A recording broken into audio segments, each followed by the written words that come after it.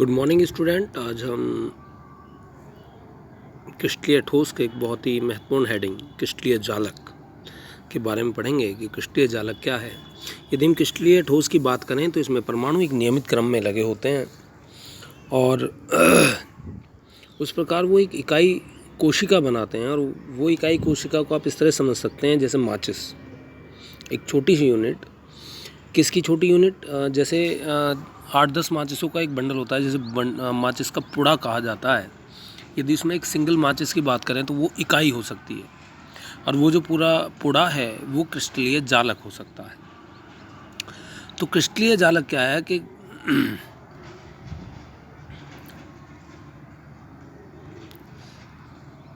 क्रिस्टलीय जालक है क्या?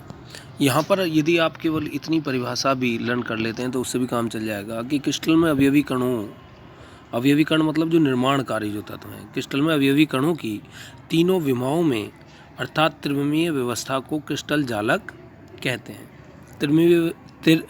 त्रिविमीय व्यवस्था क्या है? जो अंतराकाश में जो स्थिति होती है किसी परमाणु की, जिन्हें 3 अक्ष XYZ के द्वारा निर्धारित किया जा सकता है, वो उसकी त्रिविमीय व्यवस्था कहलाती है। अब आपका काम इतने से भी चल जाएगा, लेकिन आपको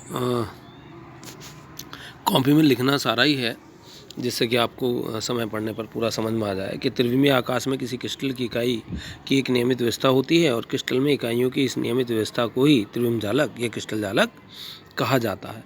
यानी परमाणु को यदि एक सीधी रेखा में या लाइन में जोड़ दिया जाए क्रिस्टलीय जालक में, तो वो जो एक व्यवस्था बन के आती है वो ही आपकी त्रिविम जालक कहलाती है। अब जैसे कि यहाँ कहा गया कि हम जानते हैं कि कोई भी क्रिस्टल परमाणु, अणु या आयन अवयवी कणों से मिलकर बने होते हैं।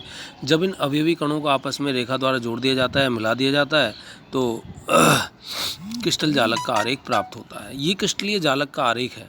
यहाँ जो आपको दिखाई दे रहे हैं ये इनके अवयवी कण हैं।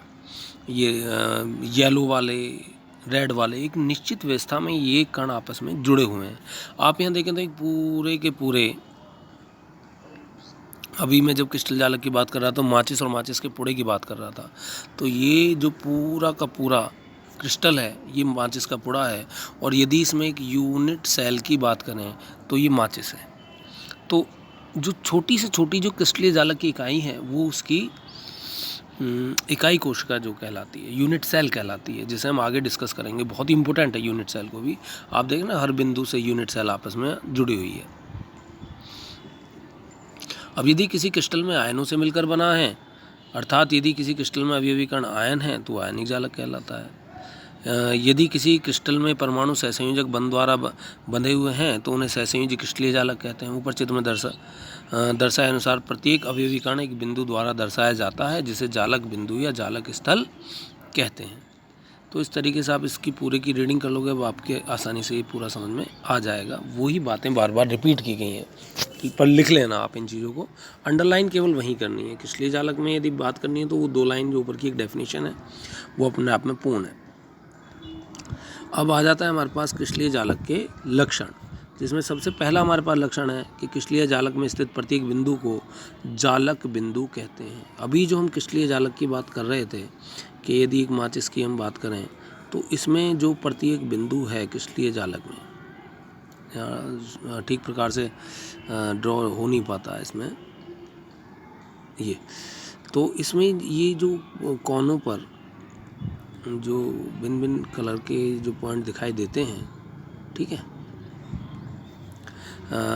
तो क्रिस्टलीय जालक में स्थित प्रत्येक बिंदु को जालक बिंदु कहते हैं। ये जो बिंदु दिखाई दे रहे हैं ये आपके पास, ये तो ये क्या है? आपके जालक बिंदु हैं। सेकंड पॉइंट, प्रत्येक जालक बिंदु अणु, परमाणु या आयन को निरूपित करता है। ये जितने भी डॉट्स हैं ये अणु, परमाणु या आयन को प्रदर्शित करते हैं। जालक बिंदु को सीधी रेखा से मिलाने पर क्रिस्टल जालक की ज्यामिति बनती है। अब ये जो जालक बिंदु हैं यदि इन्हें मिला दिया जाए, इनको यदि जालक बिंदुओं को सीधी रेखा से मिला दिया जाए तो क्रिस्टल जालक की ज्यामिति बनती है। अब हम आगे चलते हैं। अभी जो हम बात कर रहे थे कि जी यहाँ हम बात कर रहे थे कि ये एक माचिस का पुड़ा है पूरा, और इसमें की छोटी सी इकाई है, ठीक है। अब फिर से हम आगे चलते हैं।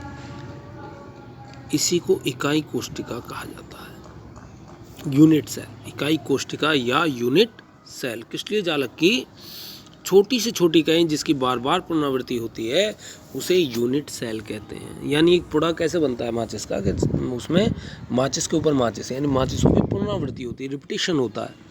इसी तरीके से किसी भी क्रिस्टलीय जालक में इकाई कोशिका की पुनरावृत्ति होती है। अब हमारे पास आते हैं इकाई सेल के पैरामीटर्स,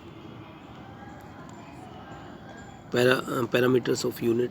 पैरामीटर क्या होते हैं, जिनसे कोई चीज़ आप चलो यहाँ समझ लेते हैं। यूनिट सेल की पहचान 6 पैरामीटर से की जा सकती है।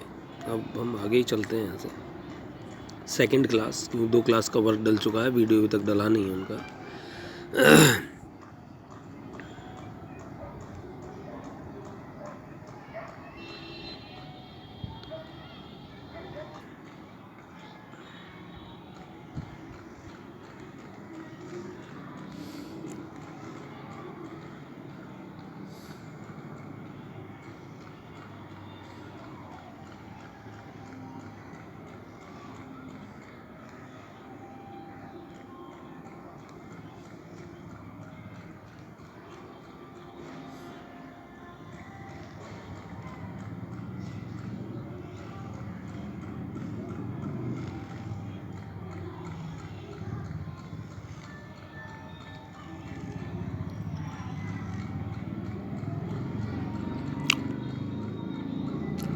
बाबूजी से काम करो, आप